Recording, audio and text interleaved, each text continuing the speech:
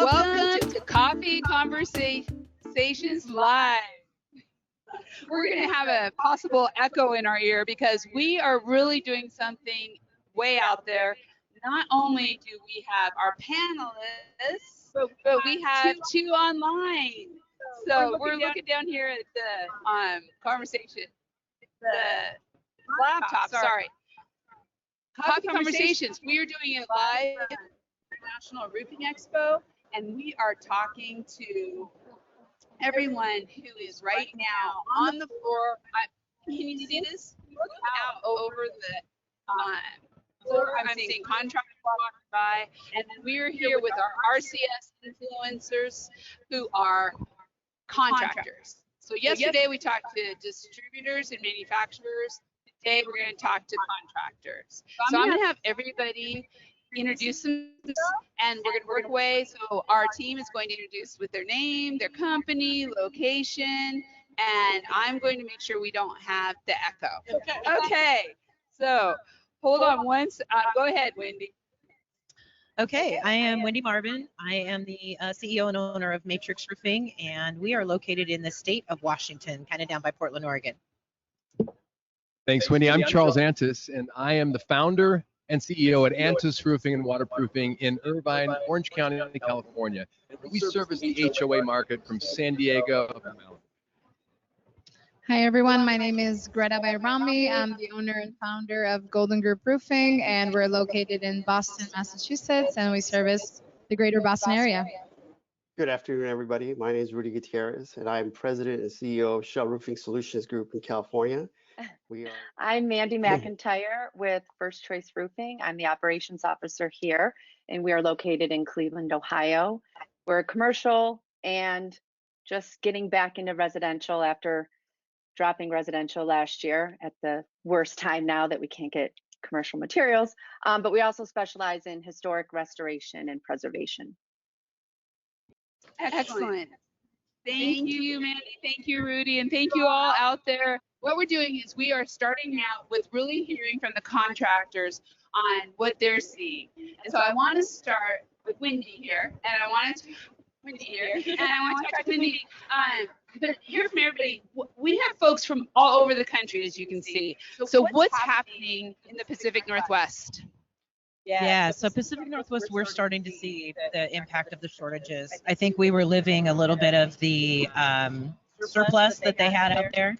And so, we're back down to pretty much black or gray, and anything that is any color mix, and it's not manufacturer specific, it's anybody. We're seeing significant delays up to 3 to 6 months for deliveries. We have a really good relationship with our distributors, so they're helping us source not only from their company, but from other companies. And I think that's a big takeaway, to try to keep those relationships fresh and good, because, they can be your ally. And then we're starting to see a shortage of, these are other weird things that have come up with plastic, and nobody seems to be talking about that, but plastic vents and different things. And so we're starting to see shortages in that, and silicone is what we're hearing is coming down the road too now. So, your coatings. And your pipe fittings, and if residential, just there's all kinds of applications for that. So we're feeling a little unsettled, just in wondering, we're getting all these jobs. I mean, we're booked into October, November right now, but are we going to be able to service them? So we're trying to get resources available and keep them in house while we can. Yeah, so the market's not slowing down, but materials that we have, demand here, materials here, that's a huge gap. Manufacturing is trying to keep up. I think our GAF rep said a couple weeks ago that they were 4 million squares already from but I'm thinking pretty sure he said squares, and I think that's just indicative. Is they can't keep up. Yeah, they can't. Charles, what are you seeing down in Southern Cal? We see the same thing. I mean, we see the same thing wherever we look. However, I'm feeling it a little differently because we're in a drought and we don't have the big rush. So a lot of my friends on companies across the country, they're affected a lot more. For us, we're watching this and we notice it in like plywood. Like if you go into our warehouse, we have a huge warehouse. It's like 8,000 square feet. It's 3 stories high, and we have stacks and stacks of plywood because, we don't want to go pay $75 a sheet for it when we could lock it in for 30, which we have. So there's a lot of things that we've had to guess on. we've guessed and we've gone wrong in the past, but I think right now we're being blessed for guessing. But it's not just in the plywood, it's not just in the roofing product, but we see this everywhere. I live in a place that I have access to 13 pools. They're all closed. You know why? Because there's no chlorine. Yeah. Suddenly there's no chlorine. So if there's chlorine in the roofing product or one of those other elements, we will hit another disruption. And so I think we have to learn to be really flexible and go back, which we'll speak more on today, what you mentioned, Wendy. It all comes down to the relationships. If you have solid relationships with your manufacturers, with distributors, you will find a way to get material. It comes down to relationships and how you build them. Yeah, that is. And you know what? It's so important too, because I think that homeowners, using the chlorine example, homeowners or consumers are figuring out that there's shortages. So it's not that as hard a conversation. But Greta, what are you seeing in the Northeast? I mean, the same thing. It's been a great year. We've had demand. Clients have, there's never been a demand for roofing than this year. But at the same time, the flip side of that is that for the first time, we are in trouble where we don't know if we're going to be able to accommodate a certain client based on the selection. So we're trying to push people towards grays and blacks. So when it comes to color, or we're not sure if something's going to change along the road. So we're the first time ever in my company, we don't like to put deadlines on projects, but we have to change that, right? We have to put out bids and then put deadlines on those bids. Something that we never done before, but it was a new world that we had to be a part of. I think one thing I keep speaking about, and I hope the manufacturers hear me, is that I think although price increases are necessary, we have to find a way to do it tastefully, because I speak for a lot of the sales team that come to me, is that they're getting a little bit torn in between all these price changes. They're losing a little bit of stability out there when they're proposing, where they don't know if they should go a little higher, if their commissions are going to be impacted, if they're going to be able to, they're going to lose proposals altogether. So that's my concern at it all. My concern at it all is how do we bring supply up, but in a way so it allows people that sell this product and are part of this industry not to be the sole impact.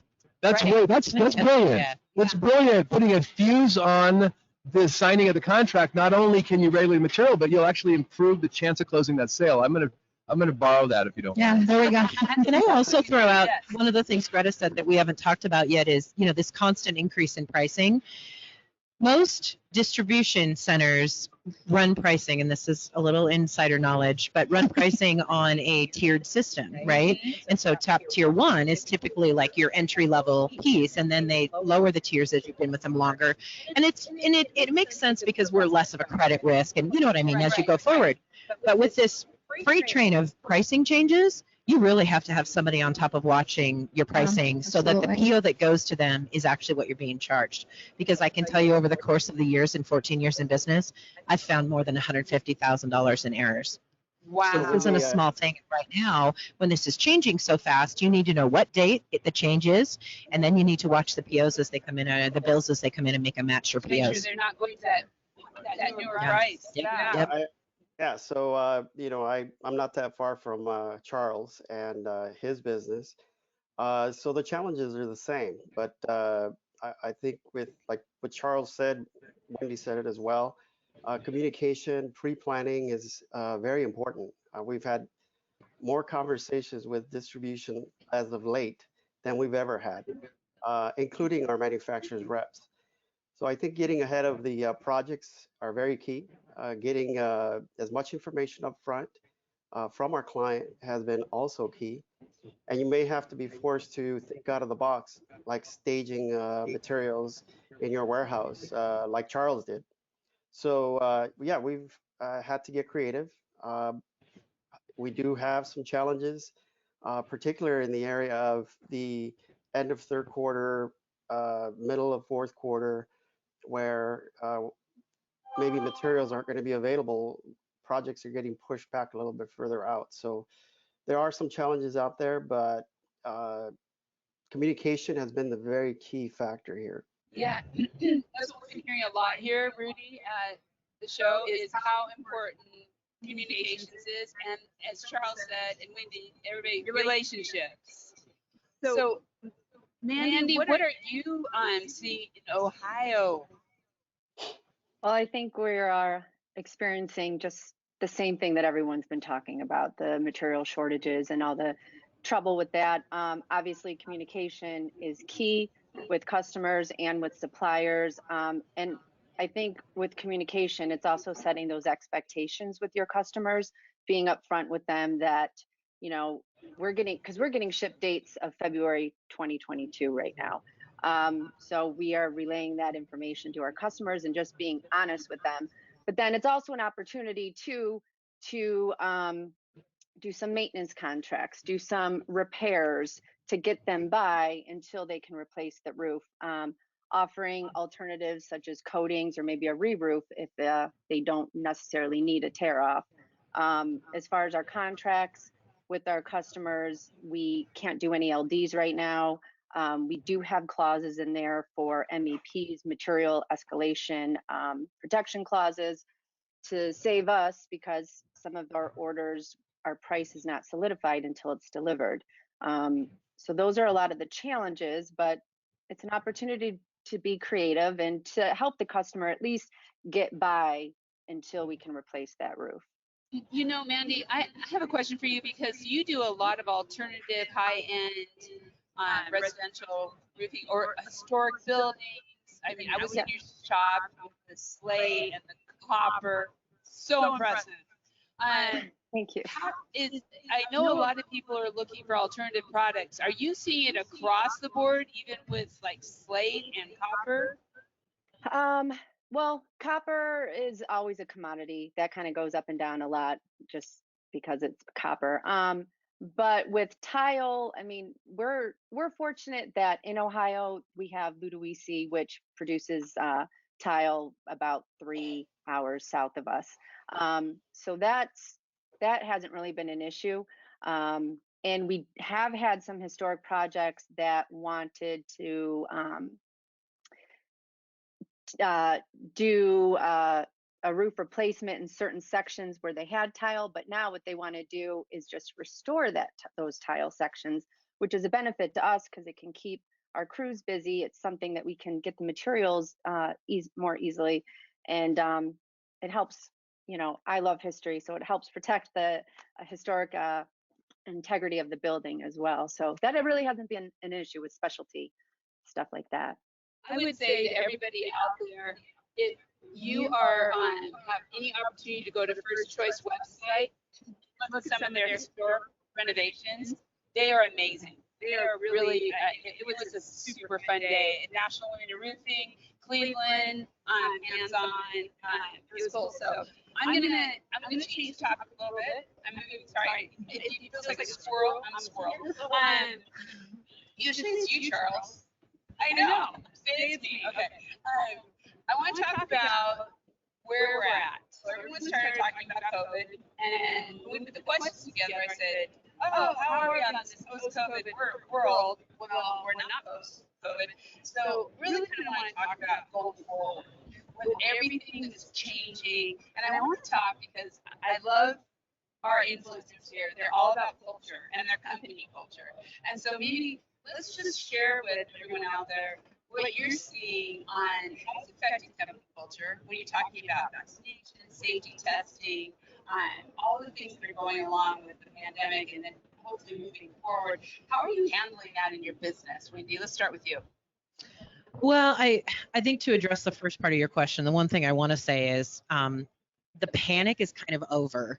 So that absolute terror that first of COVID had us in, we figured it out, right? And we've proven that we can figure out whatever else comes along. So the dynamics of the problem may change, but we've kind of figured out that initial holy our world is ending kind of thing, we're okay with that, which I think is a good thing, because that living in that place of terror is just, it's not a good place for business. From a culture standpoint, it's been challenging. You know, we split off and had people working from home in the first time ever. We've never done that. And so keeping those people engaged and positive and hopeful and informed has been, you know, we have weekly meetings with those people. But, you know, when you're not face to face with somebody and you're not able to have that water cooler conversation, it really makes a difference with the interactions with people. and the closeness of your team, and that's a big part of our culture. We treat each other in our company like we are family, always have, and trying to build that environment where people don't leave right now, that's Right. a struggle. But I think the people that we have left, I mean, we've lost some people, but the people that we have left are embracers of the technology, are people who are going to be problem solvers going forward, which is really what we need. And then, on the COVID side of it and the masks and mandates, we've taken a real soft approach to that. I think it's an individual decision. I understand the impact of having somebody who chooses not to vaccinate in your company, but I also have vaccine injured family members, and I understand. So, we're just trying to all be aware of what we're doing. If you're running a fever, don't come to work. It doesn't matter vaccinated or not. We want you to have hand washing stations, stay up with the cleaning, taking care of each other, and stay home when you need to. And we're giving them the resources to do that. We're going to have more vaccines to deal with. We're going to have more. Vegas has locked down now for masks, and Right. we heard Oregon just went Multnomah County, and now I'm sure the state of Washington will be following next. So we'll be back down into lockdowns, and hopefully we can all just push back where we need to and try to keep it reasonable and not want hot water hand washing stations on the roof again, because that's just that's not realistic. I know. Charles, you are all about culture. How have you dealt with this? Well, I think first of all, being somebody who understands culture means I understand all the groups of stakeholders out there, and I understand that it's my job to message to all of them, not to part of them. So you have to stand back first of all and look where you live. I live in Southern California. I don't live in Texas or Florida or Minnesota or Chicago. So the messaging that I'm going to present about this is going to be very much stained by everyone around me, or I'm an idiot, right? I'd be an idiot. I wouldn't have a successful company if I didn't listen. So my messaging is going to be a little bit more socially forward than some places, because that's where I live. And you know what? I actually start to feel and believe in those things. And on all this, I don't have a lot of opinions. I stay between the lines. I don't watch the news. I don't watch CNN. I don't watch Fox, because I'm going to get spun. And I'm not trying to make a statement. I'm saying to some extent I'm going to be spun. I get my message from OSHA, and we have to relate to that. We get it from all of the government agencies that we are affiliated, we're under the umbrellas of, and then we decipher within our culture. And we don't have the same opinions. My VPs and myself have different opinions. When I was asked to do a public announcement about vaccination, which I was for the, and when I was asked to do a public to talk about masking, I didn't want to, but I knew I could do it by where I live, and because I think it was a good idea. In relative speaking, because I'm not an expert. And that's what I do. And once you listen to your people and your message comes in between it all, your people trust you because they see you're trying. I don't think my employees think I have a hard opinion. Yeah. They know I'm trying to live the company the best I can. And as far as what I do in public, I have to think about that again by where I live. When I'm confused about how I'm going to act in public, I reach out to one of my board member friends who's a VP at the Anaheim Ducks or somebody. What do we do? And they have a lot more PR influence, and they'll tell you where you live. They'll remind you where you live, and they'll remind you how to message. And I think it's critical that you do that. If you do that, you'll be heard inside and outside your company. You'll sell roofs. Your employees will be more safe. Yeah, that is so true, Greta. I mean, company culture is obviously very important, and we saw a lot of shifts. I'll speak on a few different shifts, and the most shift I think that anybody saw is that people don't have to be productive in a 40-hour work week, and I think that's something that was a big mind shift for a lot of people that I'm in a circle with, where they thought that office managers had to clock in every day. They thought there had to be Monday morning meetings, and they started to realize that maybe a lot of those stuff were not necessary. So we switched everything where we're no longer really measuring time, but we're measuring productivity. We're measuring success and and it allowed those office employees to really have the perks that the sales members had or the production managers had for the first time. And I think that was incredible, and that was a great shift for us culturally as a company, where everybody had the same benefits now, where office people weren't just office people stuck within a building, for 8-9 hours a day. So that was that really first push. When it comes to vaccination, obviously I'm in Massachusetts. Massachusetts has a very high vaccination rate. I think it was 75% last time I checked. But that doesn't mean that I made it a requirement to work. We do have a lot of people who have spiritual beliefs and live holistic lifestyles. And so we can't force those people, but we can implement safety in other ways. So that was something that I did, and I of course said what is the goal, and the goal is to protect everybody. So in vaccinations, that's the way we handled it. Rudy, how are you handling it?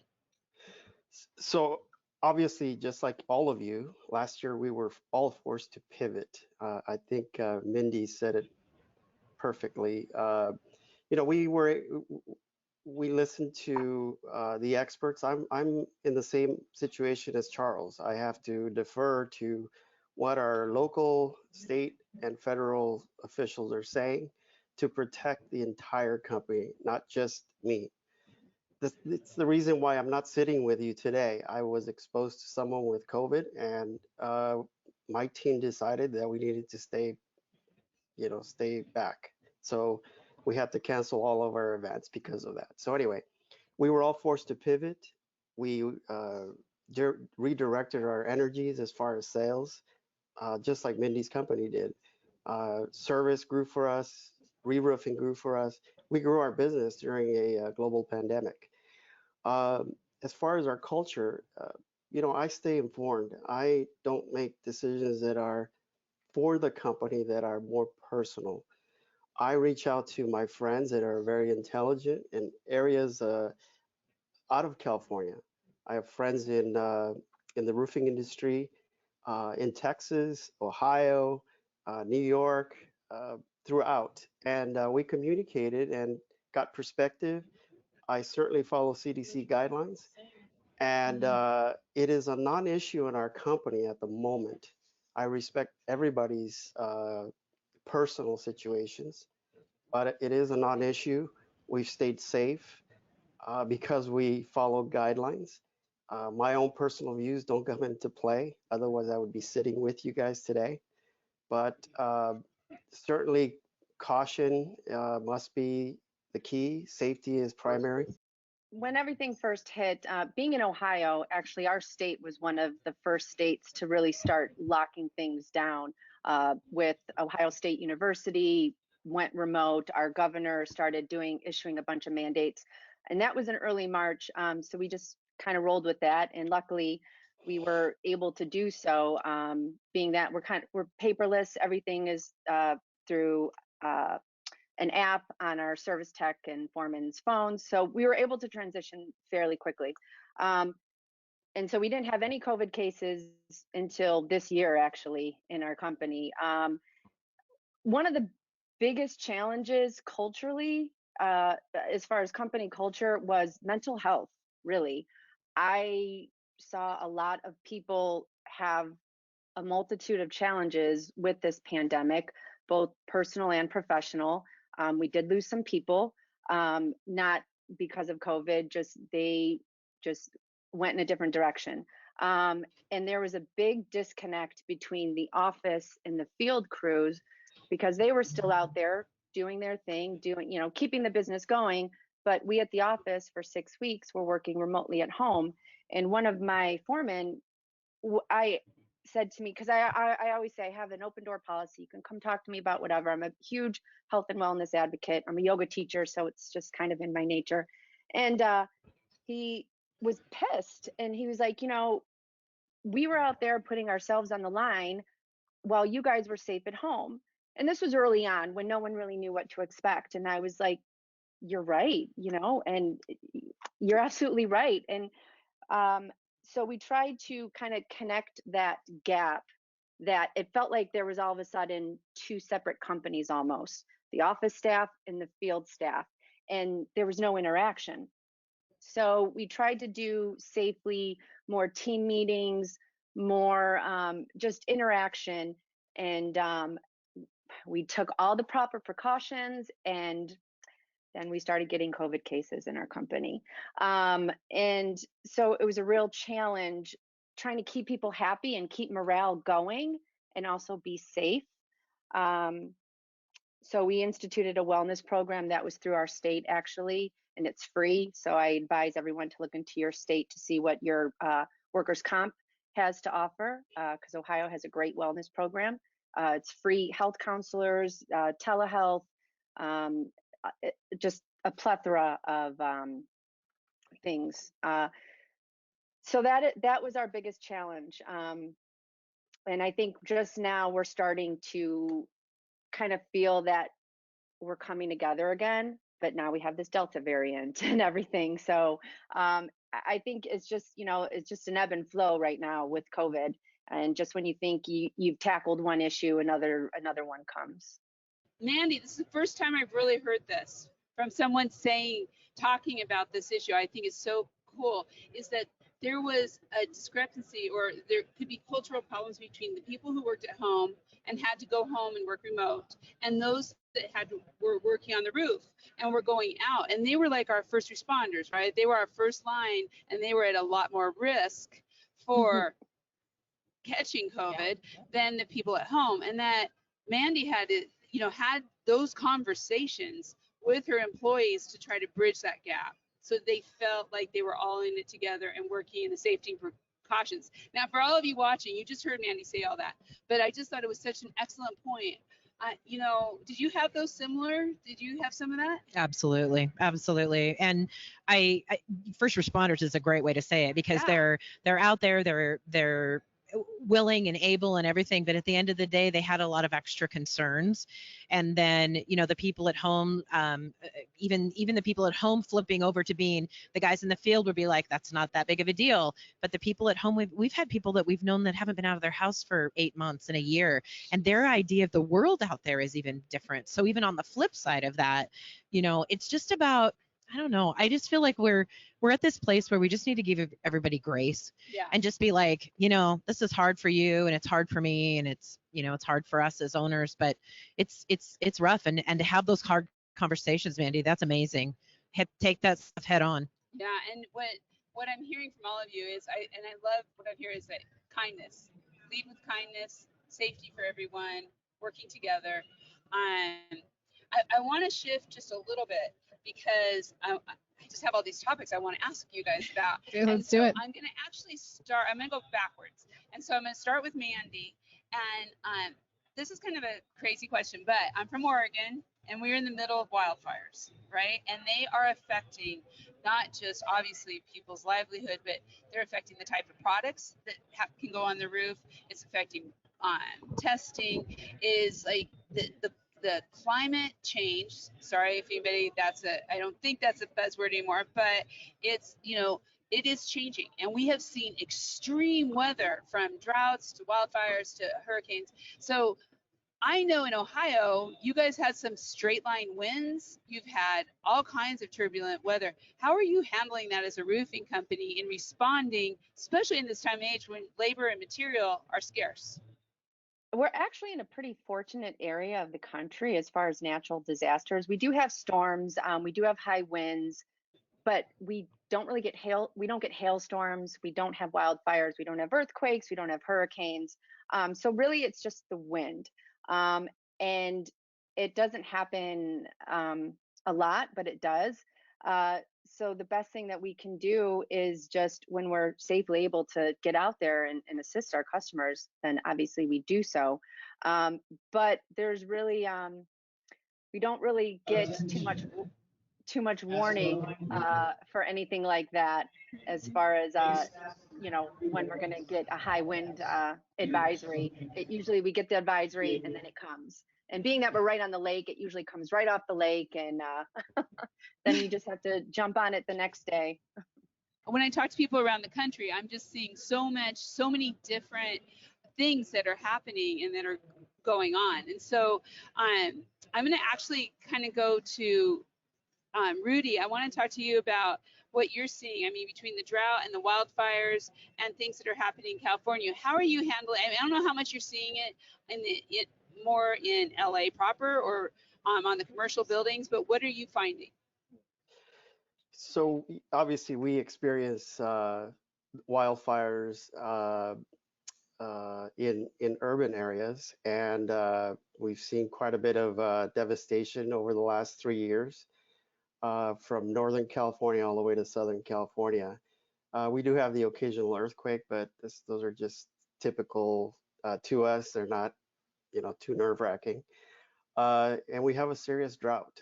So that causes issues in the area of we don't have the urgency of doing a roofing project. So we have to be more creative on how we approach an owner for a re-roofing opportunity. Obviously, we have a go-to-market strategy with respect to high heat. In our environment, heat is a problem, especially in logistics, warehousing, and obviously cool roof. It's published information. Cool roofs can reduce temperatures anywhere from 20 to 25 degrees internally. So we're able to articulate that well during the hot summer months and push for roof restorations in the area of coatings or new roofing. So we adapt to the conditions, but certainly our service department struggles in the area. We don't have a lot of rain. We have program services still, but it's a little tougher. But we certainly find an angle, a way to get to the client with additional adapting to the environment. I think this is really interesting because that's exactly what Mandy is saying is about adapting, being ready to be the first responder with the winds off the lake. And then what I love is Rudy is talking about products, and that's what I'm really interested in too, because everything is kind of shifting. So what are we doing? So sorry, soapbox here for 1 second, but I think the roofing industry is somewhat responsible, not somewhat, is very responsible for all the acreage of roofs that we have, and how can those roofs actually be creating a return on investment, which will help with this changing, and I hope it will help with all the changing stuff going on. Greta, I know in your area, you are super excited about solar. Yeah, I know, because California has been leading it, so Massachusetts needs to join. I think, when, for example, I'll speak on the residential aspect of working with GAF Energy, which was very exciting for roofers because they didn't have to create these whole departments of solar. They didn't have to create all these new relationships that was already there. The problem with GAF Energy in Massachusetts was that the system that they put in place ultimately collapsed. And the reason being is because the building departments were not like other states. In Massachusetts, the building departments differed in every single town, not every single, county, in every single town. So GF Energy, we were so excited. We sold 10 units, and then they were like, look, you can do it. You just have to do it on your own because it shifts so much that we can't do this from our home office. So the roofer, who was so excited to just be able to put solar, didn't have to worry about any of the paperwork, now was left to do the paperwork. And I think for smaller companies, they don't have the resources to create those solar relationships, to have those solar specific departments, because it is a product that takes much longer to turn around. There's a lot more paperwork involved than the traditional strip and re-roof. So that was something that was a setback to us. And now my challenge has been, when do building inspectors come together and realize that there has to be, at least in the county, one process? Yeah. And that's what I've been really advocating and going to all the board meetings that I can, because I feel that Massachusetts, we should have solar just like anybody else on every home. And homeowners are really excited about it. However, the process is so painful that it leaves out all the roofers, and it only allows the maybe 7 solar companies that are in the area to be the players. And again, and they need the roofers, right? Because even Tesla and all these companies have issues all the time where they're calling reputable roofers such as us to help them out in lawsuit scenarios because something went wrong with the roof underneath it, right? So I think we have to take another initiative, and I'm excited to see if the building material big names will get involved in looking at this perspective, not from the material, but how do we get down on the ground level, and how do we help each state and each county come up to a level that's consistent, and it's as easy as filing an application so roofers can roof and solar roofs can be put on. Yeah, and it's these alternative products like Rudy was talking about, adapting with the products to help the roofs, whether that's white roofs or solar. But I think, and I'm going to kind of circle back, Charles, because I have something I know I want you to share. You had talked about, so I'm going to go back to the weather. You talked about that you're in drought, and what you have done with your brand to adapt to these. I mean, you really are the weather affects your business every year, and you have done things to try to override that. Can you share that? Yeah, well, I'll tell it in a certain way. I'm glad Okay. this segued back into this because the fires, I've personally felt them. I live in the city. I live in Irvine, California. That's where the Archie comic series was based. It's not in the country. I don't expect to have a fire. I told my wife, honey, there's no way our house could catch on fire. There's no danger. And then a year ago, we had the Santiago fires, and over 100,000 people were evacuated. And fire trucks came from around the state. We had over 500 engines come, and they centered right there at the Great Park, a mile from my home, and they escorted us out, and not one home was burned. I just want to point that out because I've tasted the fires. My parents' home in Oregon. Yes. I mean, they're devastated right now with what's going on around them. Everything's changing. Your husband just told me it was 118 degrees in Portland the other day. Yes. Everything's changing. Everything's changing. So this is how I adapt.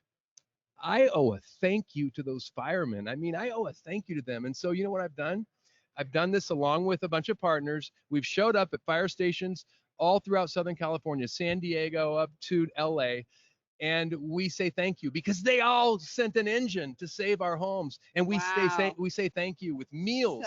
We say thank you we have great partners, Monster Energy, Yogurtland. These great corporations say yes, they give us free product to give our frontline heroes. And what that does is it makes my team happy, relevant. When COVID hit a year and a half ago, I mean, we were scared. Everybody was scared. Yeah. And the thing that pulled us out was a couple of things. We heard there was shortage in food, so we started delivering food. I delivered a box of food, and I was very uncomfortable, to a woman on the second story of a condo because I was told her and 22% of the people in my area do not have enough food to eat. So we started sending trucks showing up every Wednesday at 1 o'clock. Why then? Because that's when they couldn't fill the truck routes. And I showed up in my first home. I didn't want to go, I got to admit, because it was uncomfortable. Yeah.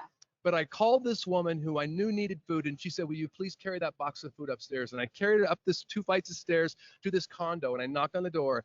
And finally, a woman answered the door, and she was in an old nightgown. I mean, it was thin, it was frail, and she was hungry, you could tell. And she was so grateful that when I brought the box in, she made me uncomfortable. She started saying something, and what is she saying? And she's saying, bless you, bless you, bless you. And I didn't mean to, but I was deflecting the bless yous, and I put the box of food down, and I felt something like, wow, awakened in the moment, alive. And suddenly it made sense what I'm supposed to do. We started holding blood drives. Why? Because Susan DeGrassi, who works for me, is on the American Red Cross board. Right. There's not enough blood. We've had 47 blood drives in the last 15 months. We've raised something like 4,000 life-saving units of blood, over 1,000 donors. And why? Because we're relevant in the community. We're on KTLA Morning News at least once a month about our blood drives. We're on KLOS Radio about our blood drives. You know how that makes us feel? You know how that helps my team feel? We're relevant in the moment, in the community, and that's how we navigate uncertain times. Yeah. Cause. We know why we exist. It's to keep families safe and dry, and we go about showing that in the community. We go so far as we go out and say thank you to those police, fire, hospitals, those that are really keeping us safe. Yeah, I love Charles. I know. I love your heart. And this is You're what we're talking man. about, is whether it's COVID or wildfires or tragedy or whatever it may be, it's about taking that moment and figuring out how to be relevant. I love that term, relevant, and how to give back, because it comes back to you. I mean, to be honest, that's how Coffee Conversation started, because we knew we had to get it out to the industry and somebody had to do it. And we were, that moment, I love Charles, as always, windy. I don't want to follow Charles. I know, but there's so many things. I mean, we together went through the wildfires in Oregon, devastation, and I kind of want to talk about with you is we are seeing changes in the building codes, in the underlayments, in the technology to protect us from these things. And then you also am I right? You've been doing a little bit of solar or getting into that? We're looking at it. We're not there yet. We're looking at the solar shingles. That's the ones we're looking at. That's movement driven. Yes. Yeah, that's the one we've been trying to stay ahead of. So cool. Yeah, because we're Massachusetts is going to be the same thing. Is like we're relevant for solar, but only for a certain period of time. And what do we do with the rest of the rainy parts of our year? And we're not telling everybody how beautiful our weather is because we want you all not to move here. But we are bad in the Pacific Northwest about that. but looking at the staying with technologies that are going to help us in our area, which one of them is that solar shingle that generates solar electricity from movement, which could be rain. Yes.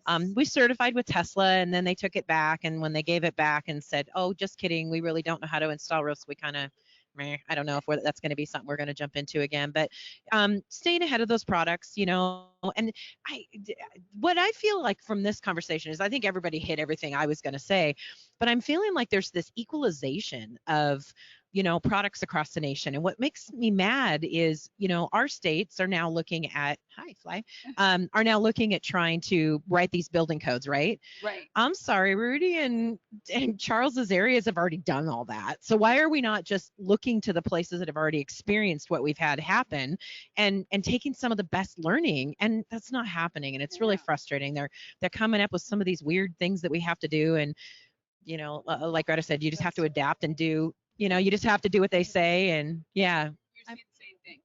I'm seeing the same thing, and I mean, thank God, due to COVID, at least the process was streamlined online for a lot of building departments. So that's a plus. That's a big win for Massachusetts. Yeah, not in our area.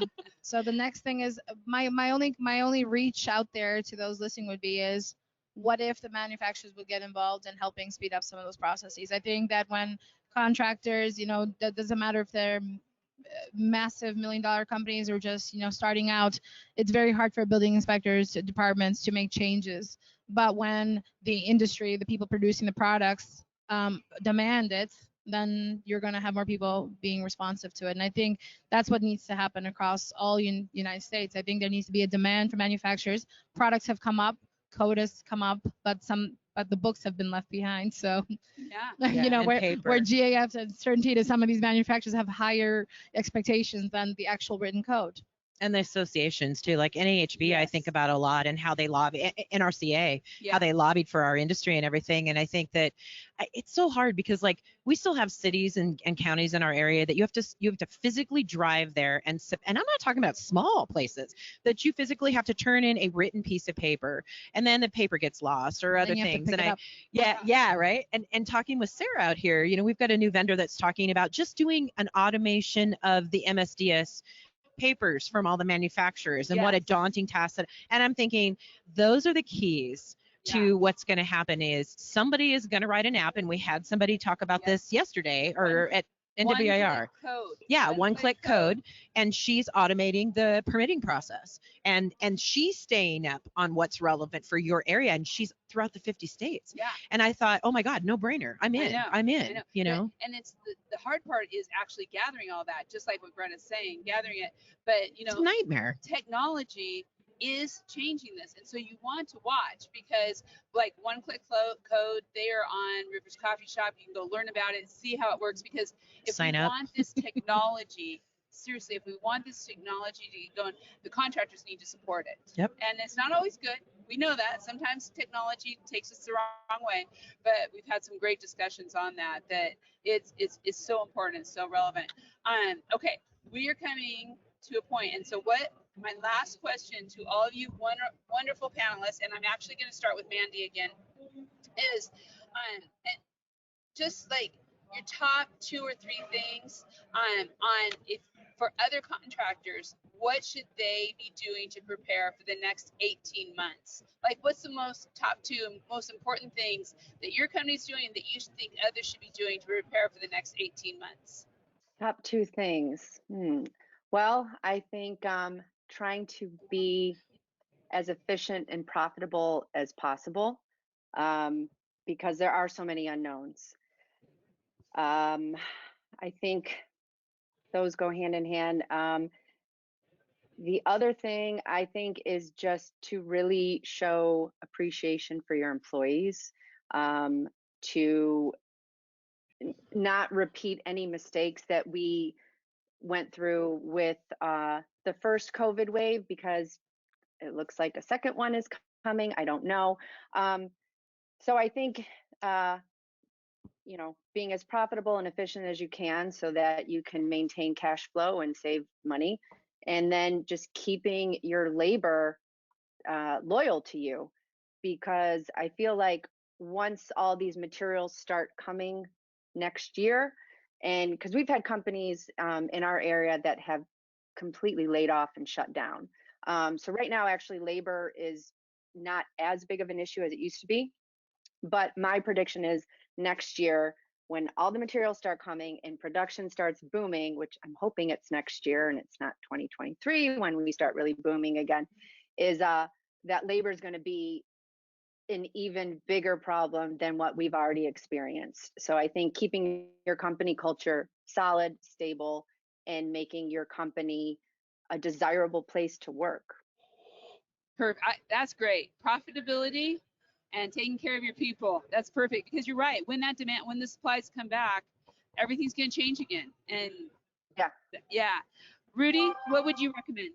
Well, I agree with Mandy, and I'm sure my colleagues would do the same. You have to make the right adjustments, communicate with your team, make sure you strengthen your company culture, stay informed with respect to your environment, meaning, whether it's pandemic or otherwise.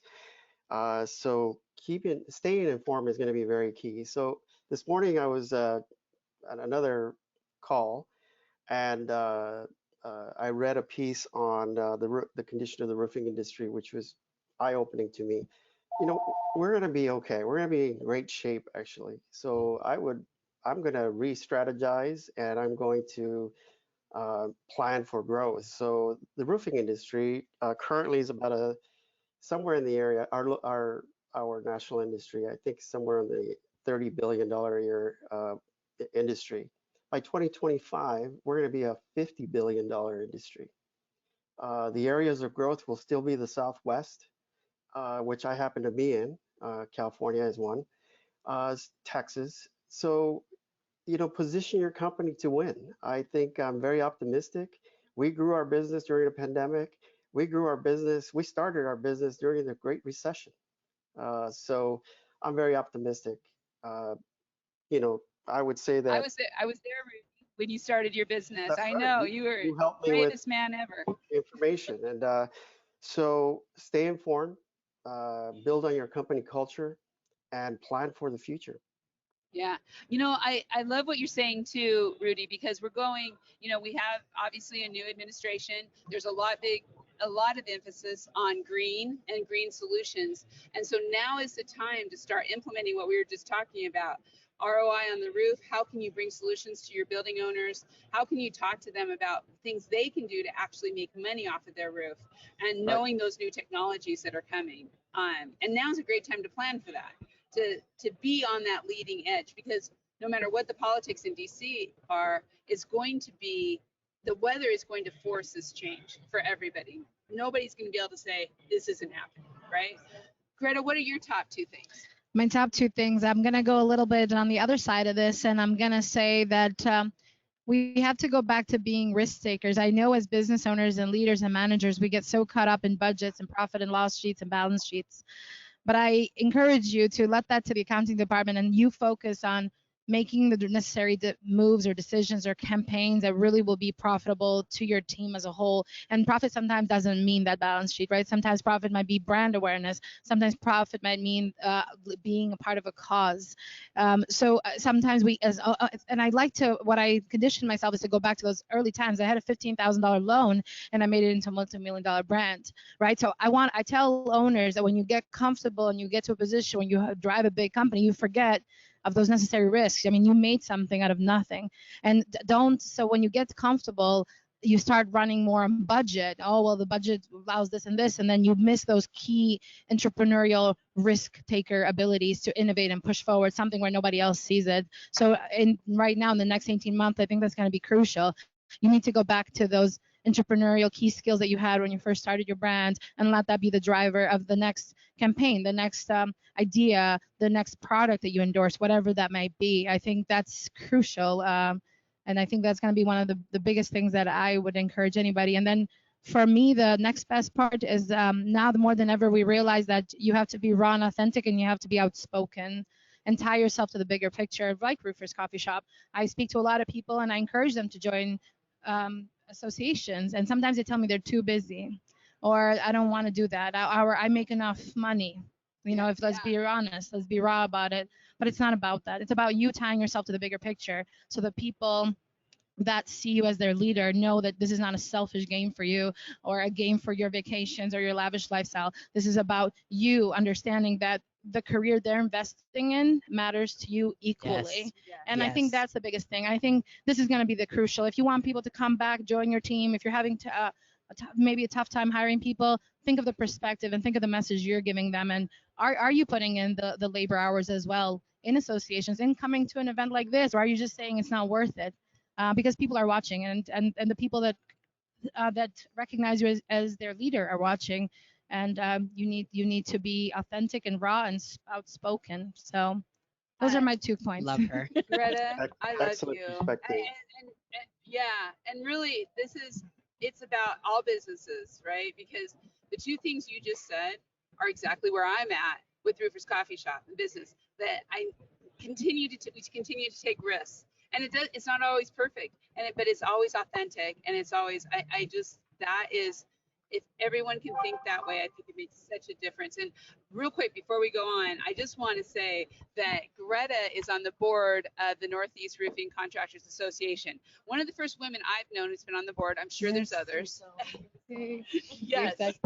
Cheers. And tell them just a little bit about what you're doing with NERCA. Yeah, for the first time ever, I met at the board's meeting in June, and I proposed to the board that we need to respond. We need to respond to change, and change comes with changing just the identity of who we are and the mission statement that we once created. And it was time for a rebrand, and it was a very ballsy. I'm sorry if I may say that. It was very I was pushing for it. I told everybody, like, we have to do it. We have to respond. Look at how many young people are here. I'm young. I mean, there's so many young faces around. We need to change. And that change comes with a rebrand, logo, color, designs, mission statements, the whole identity, cause. And in September 21st, we go to the full board, and we're hoping that they will encourage. So next time you see NERCA, you might be looking at a very new face. And I'm happy that they chose and they trusted me to be at the forefront of it. You're amazing. Yes. Yeah. Great so job. Excited for you. I can't wait to go to the NERCA show. I can't wait. Yeah, Atlantic City. So good. Okay, Charles, top 2 things. And we might go a little bit long on this, and we're not going to care. So top 2 things. I love that. I love that. And I love it. We're talking about the same things. I believe in a complete inside out reinvestment. That means my top 2 things: number 1, my team; number 2, the community. It's, for me, it's not the time to go out and buy a boat. I'm not saying you shouldn't buy a boat. I've had one in the past. Yeah. It's a time for all of my resources to go back in and be available. And the way that shows up is this: like, those that follow me know that I often say I have the best CEO seat in Orange County, and I really believe I do. There's a few people that might get to do what I do, but I get to go out and really make things better all the time. And once I thought that I could do that for myself, I realized, why not? Why couldn't I try to create the best jobs for any seat? The best job for my VP of Cause, Susan DeGrassi. Go ask her if this is the best job she's ever had. She'll tell you it is. Recently, Audrey, my VP of Finance, said this is the best job she's ever had. It took me a couple years maybe to hear that, but I heard it, and I'm starting to hear it. And why? Because of reinvestment. And the reinvestment on them looks like this. Audrey is a great financial leader. She wants to be greater. So I put her in her own Vistage class. If you do the research on what it costs to put somebody through Vistage, not only that day a month they lose plus the fee, it might be $30,000, $40,000 a year. That's a value because she's empowered. Yeah. If you meet her, you're gonna say one thing about Audrey Schneider. You're gonna say she's got capacity because she's engaged. Another reason why it's her favorite job is she's found what fulfills her. It's tutoring, mentoring young people. So she's getting heavily involved with Boys and Girls Club of Central Coast. Just like Susan DeGrassi is on the board of the Red Cross, American Red Cross. Yes. And I'm on the board of United in Homelessness. I'm on the board of Rudy, put up your socks. I'm on the board of Ronald McDonald House. I'm on the board of Habitat for Humanity. I'm on the board of a local college, Cal State Fullerton. I'm on the board of 10C. I'm on the board of the Roofing Alliance. I've been on the board with Rudy of the NRCA. Why? Because that's the best thing I can do if I want to have a strong company where I want my people to stay. So if I invest in them, and that looks like those investments like Vistage, and that looks like personal assessments. Give them any assessment that'll help them understand themselves more. But it also looks like in the community, what fulfills you? So I give my people these giving cards that you've seen. Yes. And that allows them to give to the cause that fulfills them. And then somebody in finance, and not Audrey, I'm just making a fictitious person in finance, will stand up that people don't like because she's kind of rude. And she'll explain a story that's real about an aunt or someone that was sick with cancer. And all of a sudden, this person in customer care that didn't get Audrey, not Audrey, or I'm just making this up. This person, all of a sudden, they'll go, oh my God, I get her. I get her, why she's designed that way. And suddenly, I love her. And so what happens when you do complete investment inside and you go complete investment outside, your people stay, you attract and retain top talent. And that's what gives us the ability to flex. Yeah. And that's my plan. I love it. I love it. I love it. I love it. The inside out. Just getting down. Yeah, you can't leave, Wendy. You're bringing us home. You're funny. You're too funny. What are your top Man. things? Come on. Charles. I'm speaking to, and it's the same message. We're just all, we have our little, spin on it. The days of games are gone. You have to know who your company is. You have to know who you are, and you have to be really aware of what you're bringing to the table. And Charles goes into the stratosphere, but we're talking about thinking about others more than yourself. Yes. And when you build a culture of that, that's the leadership. That's I'm giving back more than I'm buying a new car. That's the customer service where you're taking care of your customer more than making a profit. That's the industry where you're more interested in creating a relationship with your distributor who can then turn around and help you. Sometimes it's holding their feet to the fire, like Greta said, we've got some tasks ahead of us and we need some help. And sometimes it's okay to stand up with that. So yeah, just getting into that mode of just kindness and understanding. And again, we're all traversing this area that's just uncharted, and we have to have that caring and that understanding. And then you have to maintain. Oh, go ahead. If you have something. I'm gonna make a statement after you're done. Oh, and then you, for us you have to maintain your ability to pivot right now. And it kind of ties in everybody's points is, from Greta's is you've got to figure out what's next. And you do that by being a part of these associations. You do that about sitting here in this place, and maybe you're just sitting at a table and you strike up a conversation with somebody sitting next to you, or you're at a vendor booth and you hear, or you're in a speaking, hearing these, thought leaders speaking, and you're going to get a nugget, and you can bring that back to your business wherever you are. Because we're in very different places in our businesses, right? And who we are in residential and commercial. But at the end of the day, a business owner is a business owner is a business owner. And, maintaining that ability to pivot and that innovation is the next step for us. And it kind of ties in what everybody said is that's part of keeping our people. It's part of getting people behind a mission that's bigger than just your company name, because nobody cares about working for Matrix Roofing. They care about, who I am and what we represent and what we're going to do for the community. And, being a giver, not a taker. It's a big deal. And, one part, Wendy, that she's not giving herself a big enough boost, so I will, is during this whole thing, right before the pandemic, but into the pandemic, you actually diversified your business. Talk about being a risk taker. She took and just real quick, share that, because I think this is something in the next 18 months, back to Greta's point, that you've got to do. You have to listen to your customers, and you have to hear what they're saying to you. And sometimes it's polling, and most of the time it's just, what are you hearing on the phone with those people? And we were getting a lot of pushback of people asking for additional help. So we do roofing, and I'm a general contractor. I've always been that. But, I would take such great care of my people, and then I would say, gosh, but I can't do that drywall repair, so I'm gonna try to give you to somebody else. And I would send them out to the community, just somebody who needs the work, and nobody would call them back. Nobody would show up. They'd get ridiculous bids, or nobody would answer the phone even in construction. And so we just decided to do it ourselves. So we launched that at the end of 18, and had the full 19 before that started, and it's blown up into residential repairs and different ways to help our customers. But again, the motivation was to solve a problem for our customer. Yep. Do you know what? I'm sorry, I just got to, because you never know when something's going to hit, like COVID. You never know, and you never know how you're going to be positioned. But when I think about the fact that this flies here, I think about the fact that you added those services right before it became one of the hottest things that the consumers wanted, right? Yeah, yeah. We went into 2019 totally positioned for it. I have to say, the Roofers Coffee Shop went into the pandemic totally positioned, all digital. We didn't have to worry about the other things. Yeah, you were So ready. we were ready for it, but you never know when it's going to happen. No. And you don't even know if it will happen. But if you don't take the risk and position yourself in that way, it will never. So And jump. Just jump it. It didn't work great at first, but you just jump. And That's Greta's point. There's your 18 months going forward. All these people, there you go. If you can't get something from this for your business, I'm sorry. But I also want to say risk taking. This is the last coffee conversations of our live at IRE. Yes, this is it. And I have to tell you, it was a risk. It was a risk. Not everything has gone perfect, but I am thrilled. I think it's been amazing. We have an amazing team. I want to thank Megan Ellsworth. Thanks, and Megan, Colin. You guys are amazing. They have done amazing things. I want to thank the whole Roofers Coffee Shop team.